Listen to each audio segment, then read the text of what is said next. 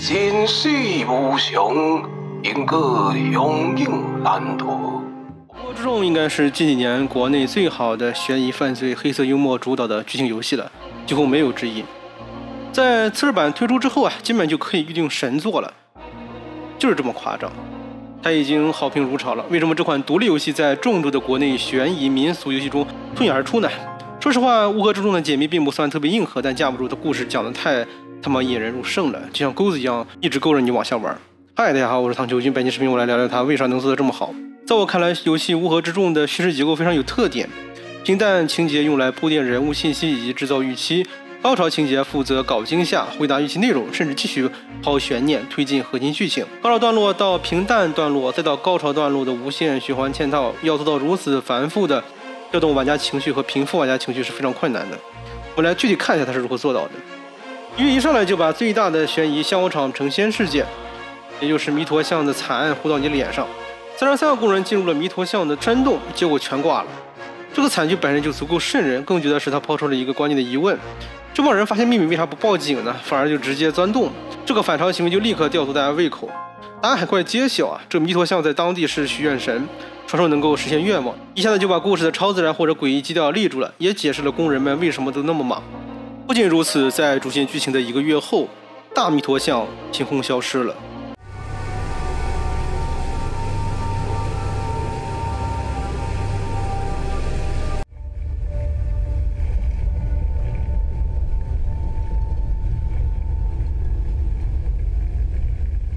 这是悬疑游戏中开头常见的是悬念和交代奇情民俗背景的方法。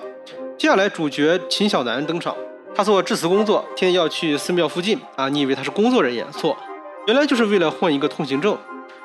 有了通行证，才能有机会进入寺庙。主角的人物设定挺生活化的，他是底层小人物，为了生存挣扎，人物立住了。不仅如此，日常的情节也很接地气。寺庙附近的众生像设计得很不错，全是表里不一的主。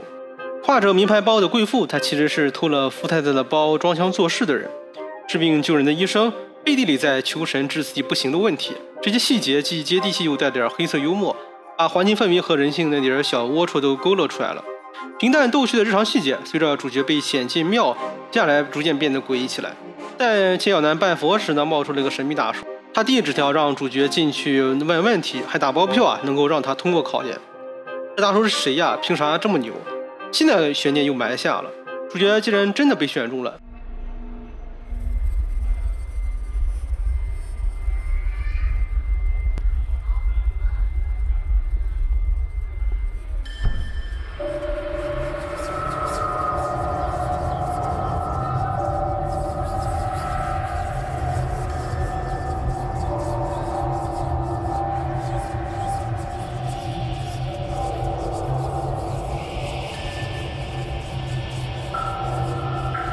等主角真进了寺庙，画风突变，其实被叫神功的和尚吓一跳，满脸都是符印的形象，足够瘆人。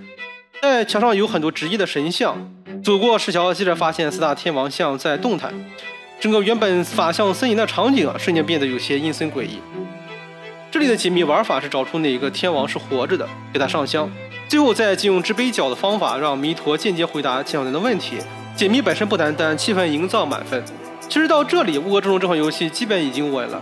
大多数游戏啊，实际上手玩一会儿就能知道成色了。秦小南向弥陀询问的3个问题，分别是自身、朋友和他人3个方向的。第一个问题是主角一家能不能大富大贵，答案是不确定。第二个问题是香火案的经历者魏老鬼能不能活，答案是死定了。第3个问题需要打开大叔的神秘纸条，询问林春宝死了还是没有，答案是没死。在解决自身的命运问题、他人的托付问题、神秘大叔的奇遇问题之后，小南又在神功手中拿到了神谕，今天有人来秦家拜访，需要拿礼物迎接他们。等回到家时呢，游戏中呈现了一个预期违背的设计。回家一看，门上画着拆字，非常醒目啊，以为要拆迁暴富，结果镜头一拉，好嘛，住在桥洞破屋呢。拆迁队的电话更是雪上加霜，桥要拆了，没有任何赔偿，这跟大富大贵的预期产生了反差。秦小南的父亲老秦主要工作是摆地摊，业余时间呢捡破烂，之前就捡了个录音机回来，上面写着林春宝。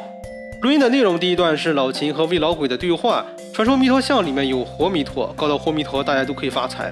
结果就是工友们不要命的往大洞里钻，促成了后来的惨案。后面还有一段是有人采访孙正学大师，你的创造理念是什么？回答是大成若虚，其用不必，自我破坏，打破平衡。然后录音就没了。实际在我看来，录音这一整段的内容几乎都可以删掉。内容上活谜头的出现，孙正大师的创作理念后面都会反复的提到，而且没有什么布神线索的作用。另外关键的是，接到录音机里面恰好有跟剧情相关的内容，这也太巧了吧！这里录音磁带的机械降神作用完全没有必要。紧接着有人来敲门，接下来我们迎来了恐怖高潮的片段。家里来贵客了，结果从门缝里看见的是瓷娃娃的佛像和官差像来敲门，这段恐怖感绝了。在给他们上供之后，拿到了新的神谕。新的神谕是2个纸元宝，上面写着林川宝死和秦家大富大贵。小南推测这是因果关系，林川宝死了，秦家就会大富大贵。那么这里就产生了2个疑问，明显的就是林叔宝的死和秦家大富大贵的关系是不是因果关系呢？我猜测应该不是因果关系，只是相关关系。这时小南的这种因果推论应该是给玩家造成的误解，当然最终答案需要到正式版才有解释。第2个问题就是门口来的2个神像是什么呢？不会真的是什么神仙吧？从后面的剧情啊，我们可以推测这也是人扮演的，只不过现在游戏不直接告诉你，这也是游戏高明的地方。怪力乱神引着玩家玩下去啊，解释了的话多没劲啊。那么谁扮的呢？从测试版的剧情推论，我觉得很有可能是神功和尚。后续剧情里啊，这神功和尚实际上是4个人。为了让弥陀像的神谕成真，本质上是想借着秦小南的手做成一些事情。既然大家都这么迷信弥陀，那么就用这个方法了，让秦小南们也就是玩家们完全上套着迷了。当然这是科学方向的解释，你也可以往怪力乱神的方向解释，当然也可以猜测是之前的神秘大叔扮做的。就在秦家父子一脑门子官司的同时，电话响起来了，省级认证的著名陶瓷大师孙正学来电，让小秦去面试，地点在9楼的高升阁。后天的富贵就要来了呀，这孙正大师一尊弥陀就能卖个100万。秦家父子随即开始幻想美好未来了。这边神像敲门的高潮剧情之后，是孙正大师的电话，开始平淡的推进剧情，情节非常紧凑。那么如果回看神像敲门的景象，实际用了一个门或者是安全屋的意象设计。门本来是安全的象征，门外是危险，门内是安全，但通过门缝看门外，恐惧感层层递进，危险跟安全就是一门之隔。孙正学姓孙正，他是个日本名字，其实就算单姓孙也八成是日本人。孙这个姓氏在中国很不常见，但在日本就很多了。为了面试顺利，小秦还带上了老秦珍藏的美酒，这里其实也挺离谱的。虽然从杂志上得知孙正学喜欢美酒，但是面试带礼物其实不太符合现实。这里带上酒也是为了后续情节用的，逻辑上是顺的，但是情节上差一些。一般面试就算在饭店也是不会吃饭的，当然本作是另外设计的。为了面试，秦小南换上了干净却老旧的衣服，还准备去魏小鬼的店里洗澡。来到魏小鬼的陶瓷店，才得知魏老鬼已经死了，正应了此前第2个问题的答案。这个魏小鬼是个赌鬼，见到小南过来，直接往书包里掏，想跟小南要棺材本。在争执中，小南发现魏小鬼都带了劳力士表，原来这个手表是他哥哥魏老鬼的，此人的物品都拿。后来呢，小南拿烟给老鬼点上拜祭。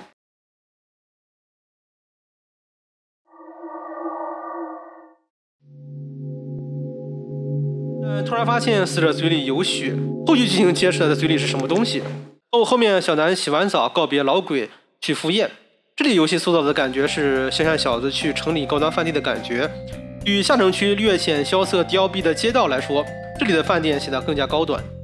所以这里有很多来往办事的人，有给领导后备箱塞土特产的，有陶瓷手艺人与公司老总相互恭维的，有站在门口的陶瓷同行羡慕大师拍卖会的，有司机在车旁不耐烦地等着自己的肥猪老板的，还有一家人似乎是送小孩来学陶瓷的。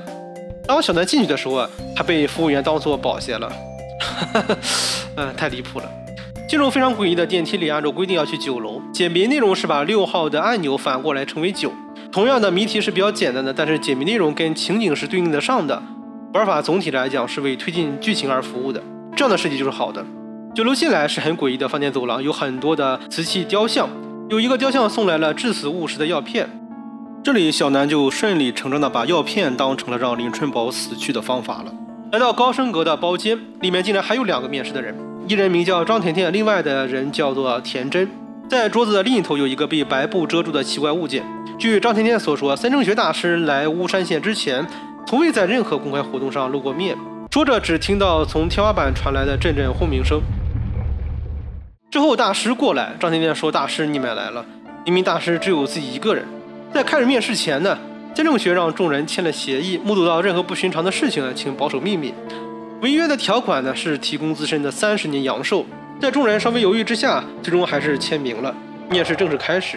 在面试这样重要的剧情同时，游戏还埋了不少线索和细节，不断拨动着玩家的心。比如面试怎么会是3个人一块面试呢？之前打电话那个类似暧昧的样子，我以为小南稳了呢。还有一直传来的轰鸣声到底是怎么回事？张甜甜说大师你们来了，又是什么情况呢？不得不说，这些细节让我在玩游戏的时候对游戏非常沉迷，又同时按耐不住了。监正大师给大家准备了3个问题。第一个问题是大家现在究竟在哪里？这个问题要让田真回答。田真主动推杯换盏，在这个瞬间，田真不断从其他人身上偷到不同的随身物品，在看完之后又不知不觉地放了回去。原来田真早已经是成熟的手艺人了，只不过他不是陶瓷手艺人，是扒手手艺人。就连他的参选作品都是从别人那里顺来的。首先是孙正学口袋中的物品，一个罗盘和一张纸条，纸条上已经预测到田真会偷到这张纸，而这也宣告了这种考验的开始。田真要按照孙正学的吩咐偷其他2人的物品，确认他们2人的信息。田真这个角色开始扒手的设定是很新鲜也很强势的，可是也是有问题的。视频结尾会聊一下。田真在与小南的交流中，同时发现似乎这里的空调不断在呼吸换气。我在游玩的时候以为他们在大型生物的肚子里，而这种空调可能是妖怪的幻化。同时田真从小南的口袋里面也找到了致死误食的药片和500块钱，之后又从张甜甜身上顺东西，同时又发现他的眼镜上布满水雾，并且田真又注意到周围的墙壁、挂画、杯子上都在渗水。在张甜甜的身上搜出了有县公安局标识的多鲁米诺试剂，这是检测血液的专用试剂，还有断手的一组照片。那么对于孙正老师的考验，田真已经完成了。他打算9局后再跟老师联系。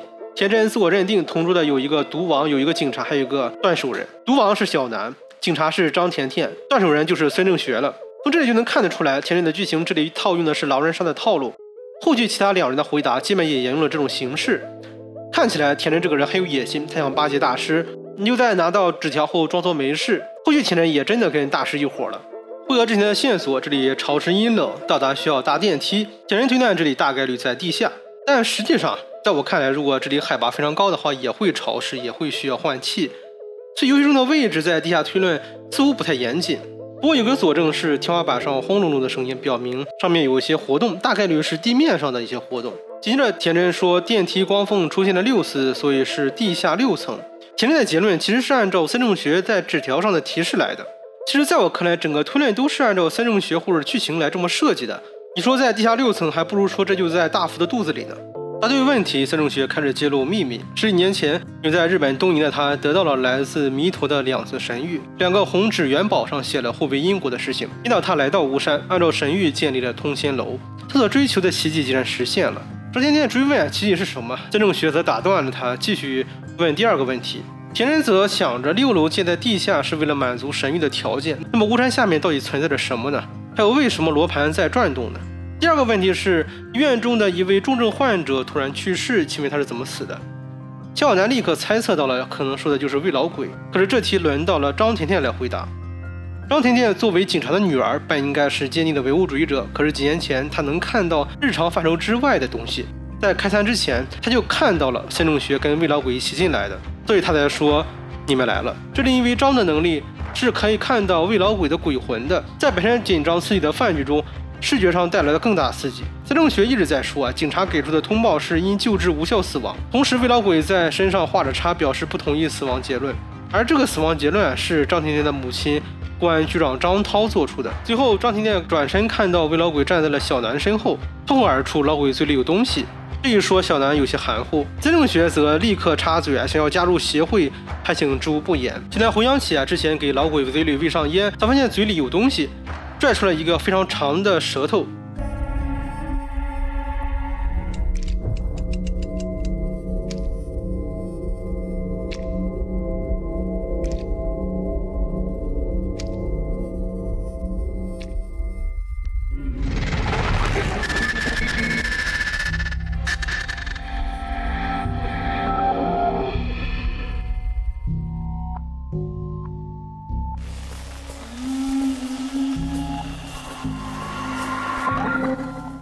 上面写的符跟电梯门上的是一样的。这个灵感应该来自黑白无常的长舌头吧。赵天天拿出纸笔画出图案，跟小南确认是不是这个样子，得到肯定答复。不仅如此，在桌那头白布上面也有类似的符咒。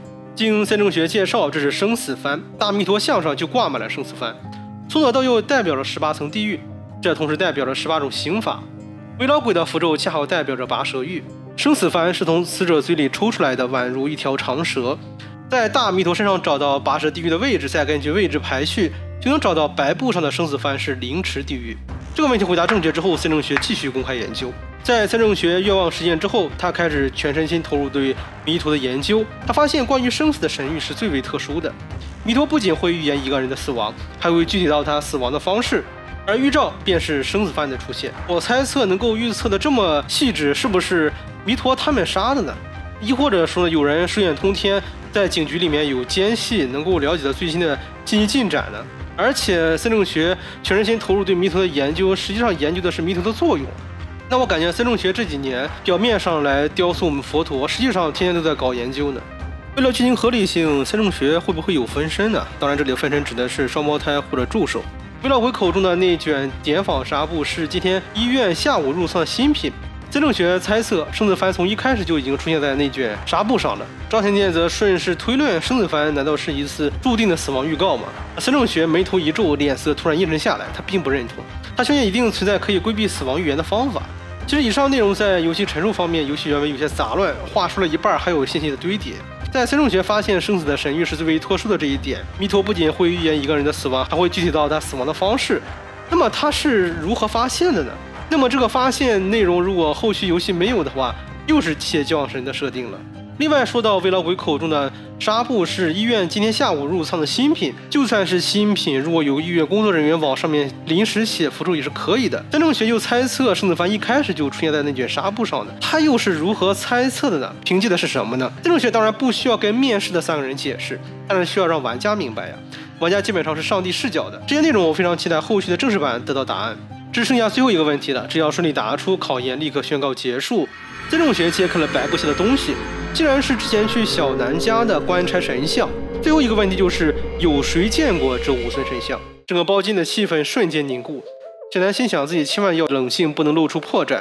令人没想到的是，张甜甜承认今天他见过这5尊神像。孙正学郑重提醒张甜甜，他不喜欢撒谎的人，于是继续问他是否从他们手中收到了5个元宝。张甜甜则强势回应孙正学不喜欢说谎，为什么这样说谎来试探呢？回答收到的是2个元宝。那么元宝上写的是什么呢？张甜甜则回答抱歉，我忘记了，不过他们目前存放在县公安局里面，你要是有空可以随时来看。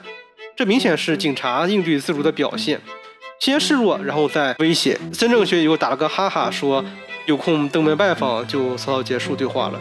伴随着今晚第3次大震动，考核到此结束了。孙正学会在几天后宣布结果，饭菜也最终上齐了。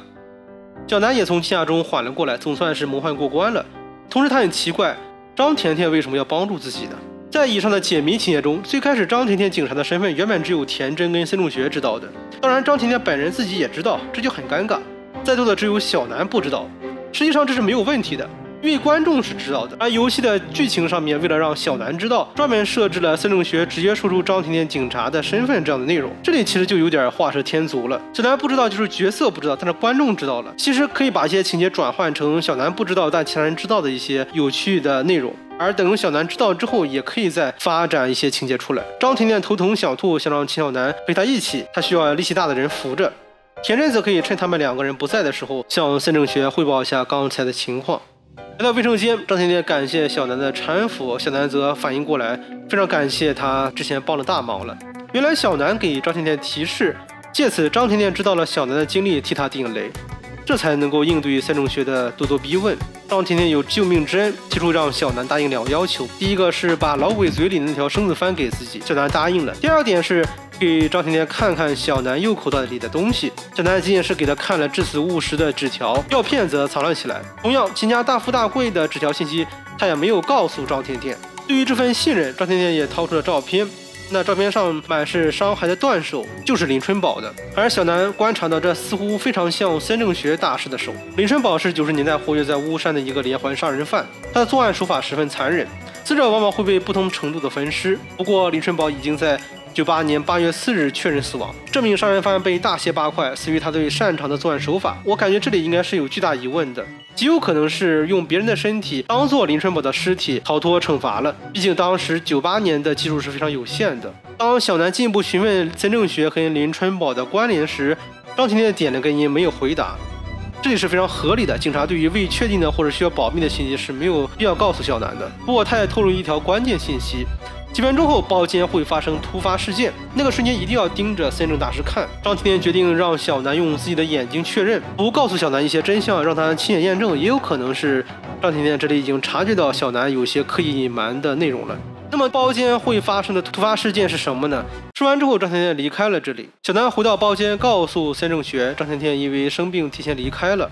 同时，小南心里开始犯嘀咕了：孙正学大师跟林春宝真的是一个人吗？如果是真的，那么小南想要实现神谕的话，需要抓住机会。如果他是个杀人犯的话，死了反而是件好事吧。小南依然犹豫不决。在他思考的同时，包间突然停电，在黑暗中，小南顺着孙正大师的方向看去。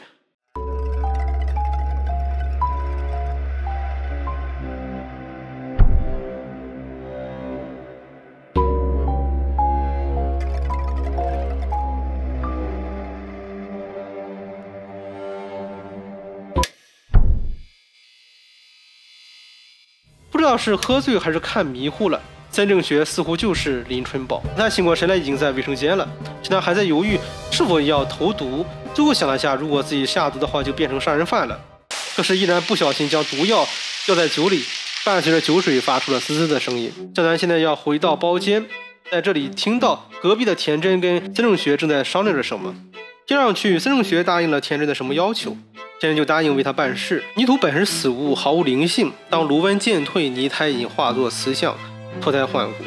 孙正学说完这些之后，田真就说死而复生是真的存在吗？注意看孙正学的回答是，这是有趣的解读。在偷听的小南感觉到孙正学这个人非常不简单，话里有话，连自己人都信不过。小南自己突然笃定了，他就是杀人犯林春生，死而复生之后当上了孙正大师。在这时，小南也基本下定决心把毒酒给孙正学了。那在玩完测试版之后，我觉得这里实际上是一种有意的误导。田真说死而复生真的存在，孙正学则回答这是有趣的解读。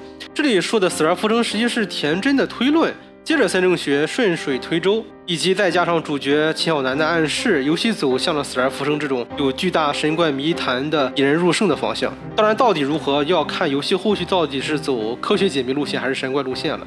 孙正学继续告诉田真，像这样的弥陀，巫山一共有4尊。那么田真又开始进一步解读，死而复生的成仙者在巫山一共存在4个嘛？这里同样的也就有可能是游戏中的角色对于玩家的有意引导。这4个人各司其职，他们的一切都是为了守护窑火中的真相。窑中烧制的不只有瓷胎，而是另有其物。如果此物现身于窑火之外，巫山将万劫不复。那么到底是什么呢？在视频结尾我有几个猜测。烧制的东西呢，名字被称作活弥陀，在之前的录音里面确实提过活弥陀了。继续听下去，4尊瓷像就这样在窑火中默默守护了无数个日夜。可偏偏其中一尊瓷像出了瑕疵，没想到那双手竟然要将它推倒重做。田真则推测的回答道：“您说的那双手应该是指的弥陀吧？弥陀降罚于孙正学，是因为您的身上出现了瑕疵，因此弥陀想要换一尊新的瓷像。那么瑕疵是什么呢？后面的剧情由神宫回答的，指的是一种黄白之物。这里其实就暗示了孙正学做了一些违反规则的事情。神宫的是黄白之物，可能没有严格违反规则。”那么孙正学可能做的就是一些大逆不道的事情了。后续呢就是大量内容的剧情。小南心里琢磨着，觉得弥陀选中自己就是为了让自己去杀孙正学。不过之中这款游戏的剧情引导是非常特别的，很多原本都只是个推测，慢慢的就好像都变成真的了。而真正把推测变成真相的证据其实是没有的，大量都是一些细枝末节的草蛇灰线般的线索，就是这些主观的充满细节而不能形成一个完整推论的内容，反而把故事往神怪谜团的方向带了。孙正学则问田真，觉得这尊瓷像应该怎么自保？田真就回答说，不能让4尊瓷像紧紧靠在一起了，毕竟要4尊一起碎了，窑里烧的秘密可就藏不住了。于是孙正学又顺势要靠田真帮忙了。这里的剧情同样让人疑惑，这4个人看着都不是普通人，虽然搞不清楚具体情况，但是田真看样子自信能够帮忙找到成仙者，看起来田真这个人非常不简单。田真正要询问要去的地方时，吝啬的小南不小心打碎了花瓶，被孙正学发现了。而小南没来得及出门，就被孙正学堵在了包间里。小南先是躲在桌子底下，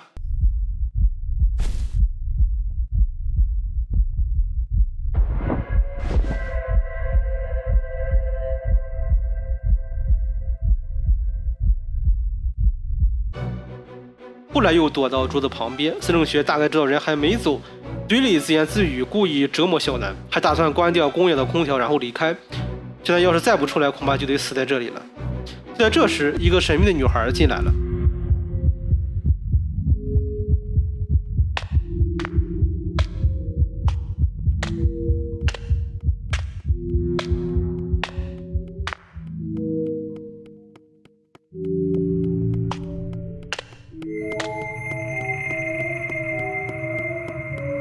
就在小南被发现的危急时刻，这个戴口罩的神秘女子把他救了。女子好像在笔记上写了什么提醒小南。孙正学则立刻起了疑心，问女孩站那么远，是不是那边有什么东西？于是女孩顺势拿起了这边的酒，拿给孙正学，同时她用写字回复，说是爸爸让他来看看这边选拔的情况。孙正学则自言自语说，对方送了自己一瓶好酒，那自己就要回赠一件西装。这么看来，小南好像是通过选拔了。那这会儿也是性命攸关。之后的谢师宴，就算心里想去，怕是也没小命去了。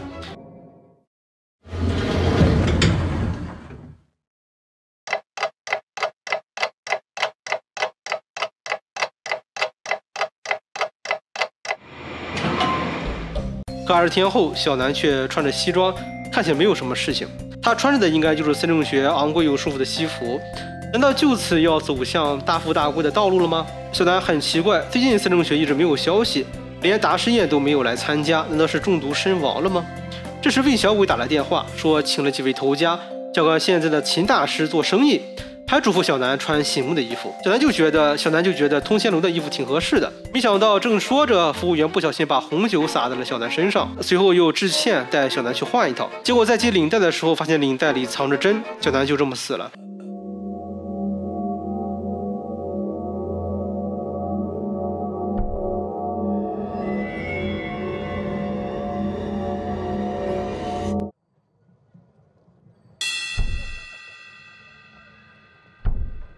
语气重来，小南发现领带卡住有异常，伸手去掰的时候，不小心被一针刺到了。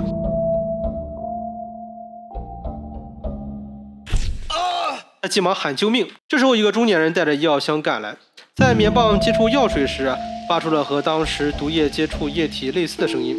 小南立刻警觉起来。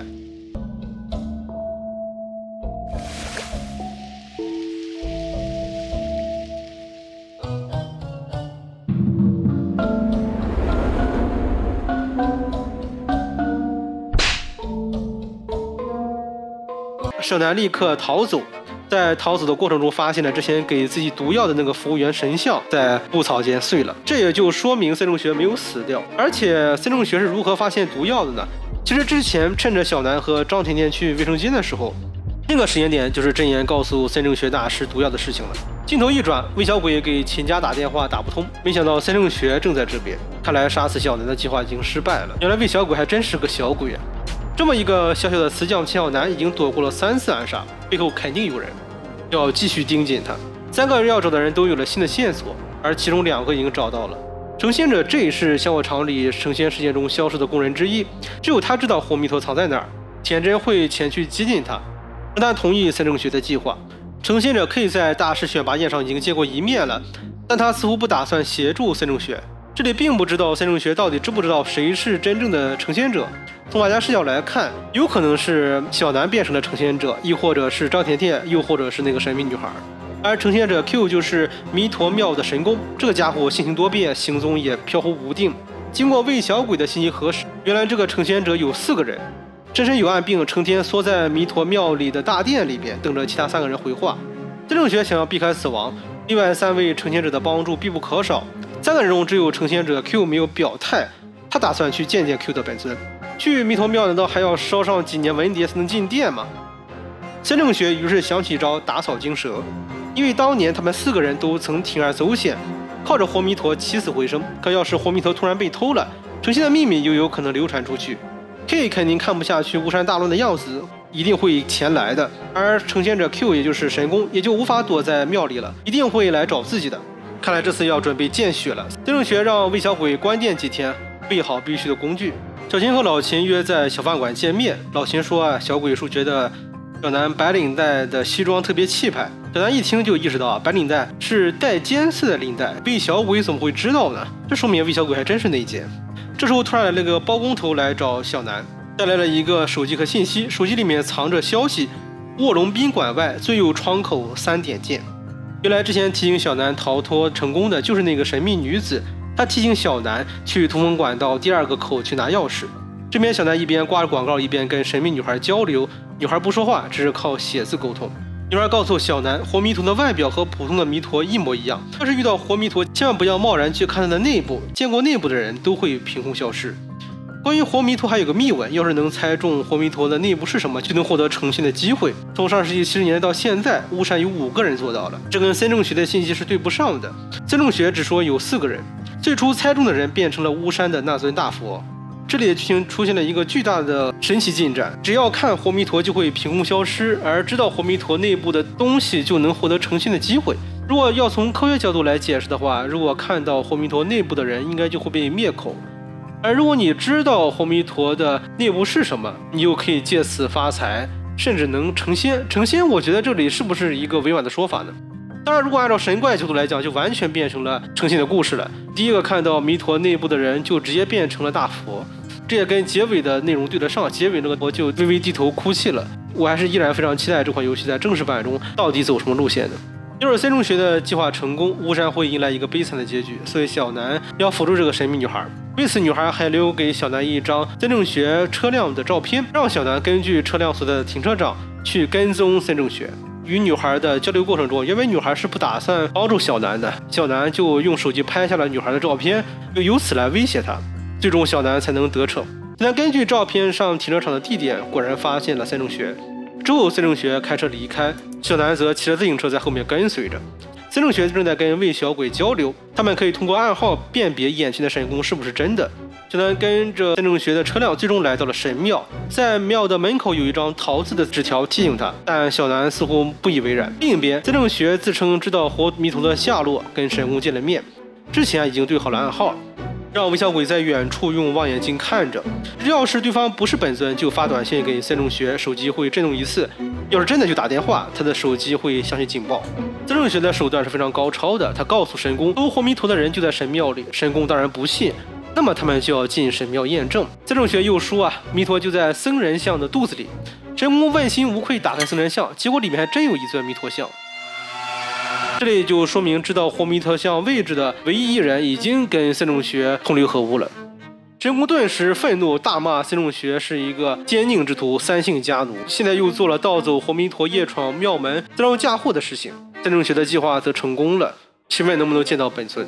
神宫不理他，接着就骂他是一个背信弃义之徒，各种脏话都出来了。孙正学的回应说自己能让一尊活弥陀悄无声息出现在他的庙里，自然也就能让他出现在通仙楼闹市，甚至全巫山人的面前。到时候他们在守护什么，天下人就知道了。这里正实践了孙正学之前制定的打草惊蛇的手段。不过要注意一下这段对话，在对话中他骂孙正学是3姓家奴。我们知道孙正学是林春宝，他还有可能是谁呢？这里应该会在真实版剧情中有所解释的。接下来神宫又说呢，弥陀神域早就预示了孙正学的死期，为什么他要牵连无辜，逼迫他们这些无暇之人共赴黄泉呢？这里也就是孙正学之前跟田震的对话中，弥陀之前发现了孙正学身上的瑕疵，将要重塑他。那么弥陀可能是谁呢？是不是有可能是之前那个神秘中年人呢？神宫说的这个话，孙正学依然是不为所动的。他认为神宫他们也不是无暇之人，他们在庙里的弟子在代传神谕时喜欢收黄白之物，这同时映照了之前登门造访小南一家的那些神像，他们可能就是神宫他们扮演的，亦或者他们的下人。同时呢，这个收礼的情节也是跟《西游记》中的这个收礼情节是一对应的。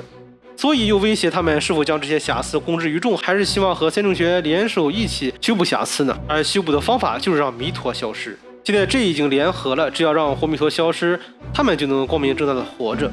孙正学非常自信地说，凭借着他们现在4个人的身份地位，谁能做到的他们也能做到。确有一计可杀弥陀。从一旁传来声音，这时候另外一个神功分身出来了，邀请孙正学到殿中偏僻处谈论。远处的魏小鬼观察到这个分身也是假的。与此同时，小南发现炉子上有血迹，真正的神功领土山在这里自白，弥陀在上，弟子就是本尊。私会林春宝已经破戒了，他想问弥陀今夜他自己的命数，结果就是2长1短的催命相。领土山就用刀子强行切断香，变成了2短1长的长命相。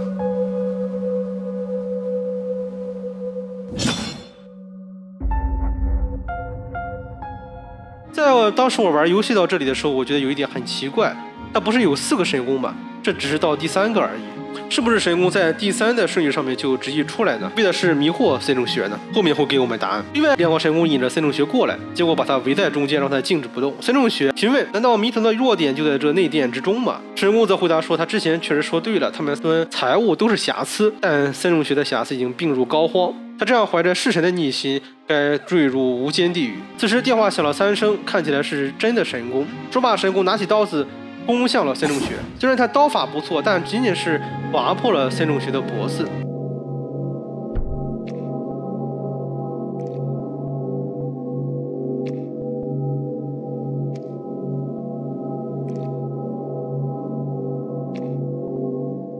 因为神功的眼睛瞎了，他只能听声辨位。通过另外2个神功之间打配合，确定了孙正学的位置。可是孙正学早有准备，躲了过去，还顺势拿枪抵住了神功的小腹，让其他2位把龙腰上的僧人神像搬下来。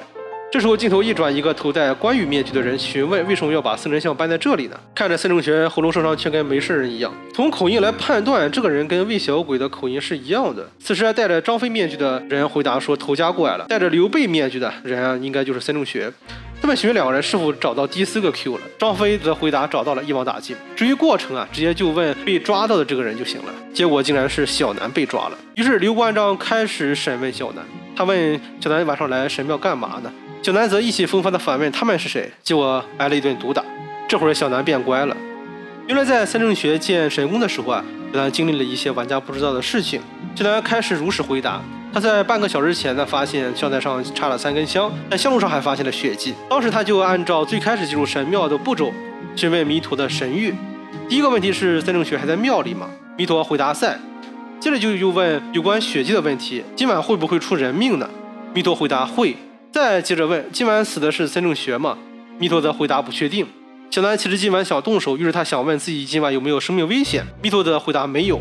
因为知道今晚自己不会死小南就很放心，于是最后一个问题并没有回答刘关张3人。但是孙正学走了过来，掰断了小南的手指，说下一次就是脚瘫。小南在遭受酷刑之后，把不该说的都说了出来，坦白背后帮自己的是一个神秘的女孩，手机里有她的照片。可没想到孙正学只是在手机里找着了自己车辆的照片，然后孙正学就继续对他严刑拷打，问他最后一个问题是什么。于是小南也就回答了，他问的最后一个问题是神谕真的能实现吗？结果这里突发了地震，在地震之后，神桌下面有一只手伸了出来，手里握着一个打火机。上海不连一看，那是神功的尸体。对于打火机，小南则表示刚拿到不知道是什么意思。孙正学不置可否，他非常冷静地问小南身上还有一个东西他一直没有说，是一张红色的纸。拿出纸来，上面写着一个等字，这正是之前香火台上写着那张桃子的纸。这张纸怎么会跑到小南自己兜里呢？他心里犯嘀咕，之前上面写的是桃，现在变成了等，手机里女孩的照片也消失了，这一定是弥陀的帮助。看着小南不说话，孙正学让关羽准备一刀。这时小南开始慌了，他觉得应该顺着说下去，开始编瞎话，不然自己可就受苦了。这时小南意识到了问题，就算他说实话，现在的证据也跟他实话对不上，他必须根据现实开始编瞎话。小南表示他是下午刚拿到的神谕，前面说的什么女孩都是假的，其实是弥陀告诉孙正学在哪里的。关羽则说自己什么都看到了，让我一刀解决他。从关羽说的这句什么都看见了这句话，他极有可能是魏小鬼，因为魏小鬼一直拿着望远镜在远处观察嘛。当然也不排除有其他人用望远镜观察，但大概率是魏小鬼。孙正学则淡定地给小南点了根烟。弥陀既然说小南今天晚上没有性命之忧，那么就要等等看看之后会发生什么。结果用打火机给小南点烟时，响起了一段诡异的音乐。此时远处的僧人像好像在动，孙正学觉得时候到了，让小南帮个忙把僧人像推下去。真相背后有一个生死幡，里面似乎装着一个人。孙正学说这是小南认识的人，有可能是至亲，也有可能是帮助自己的人。小南想活下来就得奉上诚意。这时小琴、张甜甜和那个神秘的女孩都在阻止小南。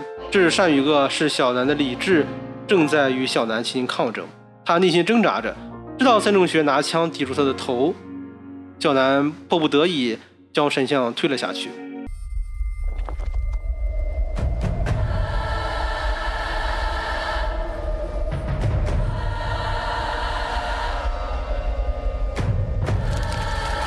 顺着神像往下看，下面竟然有许多神像，破碎的神像上有大片大片的血迹。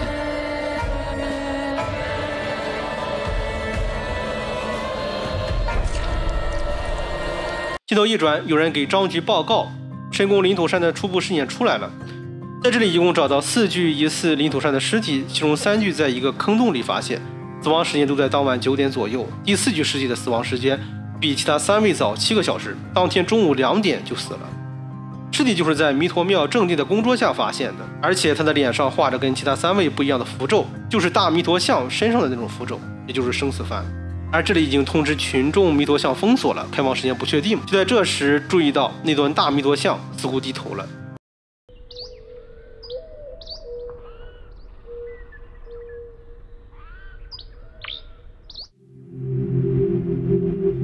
游戏到此结束。弥陀像上画着的不同符咒，特别是死去的领土山脸上的符咒，应该就是生死幡。那么是谁抢在三正学之前把领土山杀死的呢？同时回想到之前在与三正学面试的时候，桌上的白布上的生死幡又是谁画的呢？最合理的解释，可能这个人就是之前帮助小南进入神庙中的神秘中年人。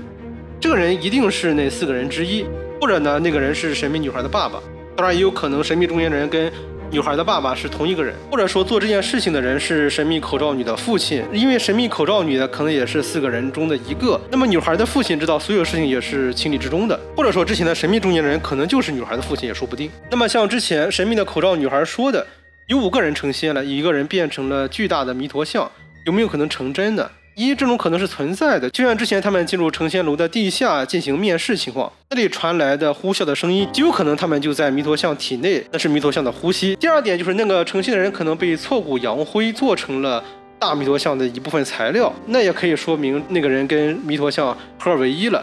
第3点，当然有可能神秘的口罩女是骗较难的，也就是骗玩家的，这样的原因也有可能存在。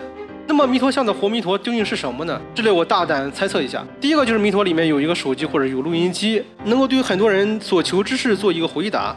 另外里面还有一个类似系列式的装置，他们能够控制杯角的结果。那么杯角掷出的结果，我觉得也有可能是随机的。那么当然也不排除像电影《赌神》中那样能够定向控制的一些装置了。如果真是这么设定的话，我更喜欢这个杯角掷出的结果完全是随机的，那样更有一点戏弄人的感觉。或者说弥陀里面有子弹，甚至有枪械，三正学可能就是为了扶植在这的国军残余势力的一些反动人员。三正学表面在制作弥陀的同时，其实在做一些子弹跟枪械，这也是那33个工人必须死去的原因。或者说更俗一点，弥陀里面可能也有黄金。甚至如果完全走神怪内容，弥陀里面可能有一个洞，可以单向传到过去。那33个人进入神秘的洞中呢，被吞噬，实际上是他们传到了过去的一个时空里面。而之前小南遇到的神秘中年人，可能也是穿越到过去的，所以他才会笃定小南在神庙中一定会中签，一定会进入神庙等等。神秘的中年人呢，可能就是穿越到过去的未来的小南。如果走这样的一个神怪内容，需要穿越到过去的话，那么整个剧情更加的悲壮，甚至凄惨了。那么本作故事成功的核心秘诀有哪些呢？第一个就是悬念驱动层层线套，33人的惨案、弥陀像的秘密、大叔、神秘中年人的身份、林春宝的死活、复活者的谜团、大幅的真相，大悬念套着小悬念，谜题不断抛出，解答的同时又引向了更深的谜题。第二个是一个类似呼吸式的剧情节奏，严格遵循着铺垫、爆发、铺垫的循环，控制玩家情绪，张弛有度，避免疲劳。第3点是优秀的群像塑造，主要的角色主角钱小南、林春宝、张甜甜、口罩女、魏小鬼等，以及一些相对次要的角色拜佛的众生、陈宫等，都个性鲜明，动机各异，共同推进剧情。第4点是氛围营造一流，寺庙的诡异、佛像敲门的压迫感、停电时的惊悚、推人下洞时的绝望，视听效果和情节结合，沉浸感非常强。第5点是这款作品超出其他中式悬疑作品的一大亮点，对于复活、神迹这些核心的设定，测试版中刻意不给出科学解释，比如森中学有可能是双胞胎，森中学有可能是整容等等，就用大量神秘力量的解读来告诉玩家，反而强化了悬疑感跟吸引力，让人无比期待正式版的真相。那本作依然有一些值得商榷还有提高的点，这仅仅是我个人的一些想法。第一点是解谜稍弱，开始在神庙中找异常的天王、指北角等这些谜题，其实谜题的挑战性不高，更多的是为游戏的氛围服务的。第二点是部分的情节略显突兀，比如说林春宝突然对主角起了杀心，其实有一点铺垫不足。另外就是田真这个角色的设计有些偷懒，他从开始的无敌扒手，后面似乎变成了森中学的万能工具人。之前在剧情中提到过，田真在解答完第一个谜题之后说，同桌的有一个毒王，一个警察，还有一个断手人。这个游戏出现了一个 bug， 断手人是森中学，是剧情中没有进展到的内容。我说呢，田真这里的推论有些过了，不排除他有场外信息。那么场外信息是什么呢？我猜测就是田真这个角色有些万能的表现是因为他真的是场外信息，我甚至可以推测田真可能是警察方的卧底。你可以理解为在小南进入高升阁的包厢之前，田真就跟赵甜甜有过交流，还叫她甜甜姐。当然你也可以理解为这是两个面试人之间的客套话，甚至田真这个人也有可能是4个起死回生之人的亲戚，这都是我的过度猜测，只有等正式版出来之后才知道结果了。另外在解答完第一个问题之后，田真还有一个心理独白，六楼建在地下是为了满足神域的条件，那么巫山下面到底存在着什么？还有呢，森中学的罗盘为什么在转动？如果田真所说的话作用仅仅是引导玩家进行这样的想法的话，感觉这个设计稍显突兀，不如让小南这个类似主角的角色这么去想，更让玩家有代入感。那么反过来说，如果单纯做森中学的工具人，那么显然田真这里想的是有点多的，所以我维持之前的推论，田真的身份可能是卧底，或者是那个4个神秘人中的一个，甚至是那个人的亲戚。另外主角在2天后就变成了齐纳师，这个过程跳的有点多。另外就是在卫生间，张甜甜告诉小南在突发事件时要看向林春宝，这个类似神域的提示还是有点机械降神的感觉。总而言之，乌合之众的试玩版就已经能够收获好评如潮了，故事讲得好，氛围营造得好，细节扎实，选项生动。这款游戏真的是把一个充满诡异阴谋和超自然元素的故事讲得扣人心弦。虽然我个人认为本作的解谜和个别情节设计都有提升空间，但瑕不掩瑜，它成功塑造了一个用悬念和节奏就能抓住玩家的叙事方法，让玩家对佛像的秘密、复活的真相等等相关的内容充满好奇，迫不及待想玩正式版。同时呢，这款游戏对于想做剧情游戏的人来讲，它的叙事节奏和悬念的设计也值得好好琢磨。当然，我现在已经迫不及待想玩这款游戏的正式版了。如果你喜欢本期视频的话，欢迎点赞关注，我们下期再见。